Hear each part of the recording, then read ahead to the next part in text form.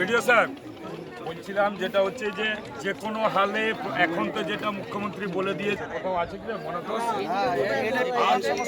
এটাই সমস্যা। রামলাল বাবুর যেটা প্রাইমারি স্কুল আছে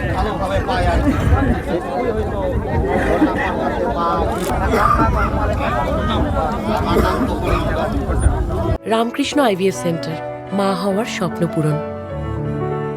নির্ভরযোগ্য চিকিৎসা এখন আপনারই শহরে, জীবনরেখা হসপিটাল। ভুতরির লোক ভরসা রেখেছে আর ভরসা মতো তাদেরকে ধন্যবাদ কৃতজ্ঞতা জানাচ্ছি। গোটা পশ্চিমবাংলায় ডাবল ইঞ্জিনের সরকার হয়েছে, মানিকচকেও জিতে এসছি। আমরা সবাই মিলে ভুতরিটাকে রক্ষা করব, কারণ ইতিহাস তৈরি করেছে ভুতরির লোক। আর কথা দিয়েছি আমরা যে এইখানে গঙ্গা ভাঙনের স্থায়ী সমাধান হবে, অর্থাৎ পরবর্তীতে গঙ্গা ভাঙন হবে না। তবে প্ল্যান তৈরি করতে হবে, সময়ের সাপেক্ষের ব্যাপার আছে।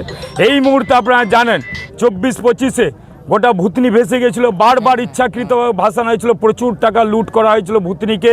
বিগত সরকার ইনকামের করিডোর, কাটমানির করিডোর এবং এইখানে টাকা নয় ছয়ের কারিগর তৈরি এবং তাদের পেট ভরেছিল ভুতনিকে, ভুতনি মানুষকে অসহায় ফেলে।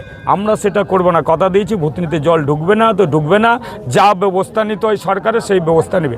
খুব খুশির খবর ভুতনিবাসীর জন্য এবং আমার গর্বের বিষয় যে আমাদের যখন মিটিং করেছিল আমাদের বিধায়কদের নিয়ে, আমাদের শ্রদ্ধেয় মুখ্যমন্ত্রী শুভেন্দু অধিকারী মহাশয়, তখন উনি এই এমার্জেন্সি পিরিয়ডে বর্ষা হলে তার মধ্যে মানিকচকের ভুতনি উল্লেখ করেছেন, বৈশ্বনগর ঘাটাল উল্লেখ করেছেন। খুব গর্ব লাগে।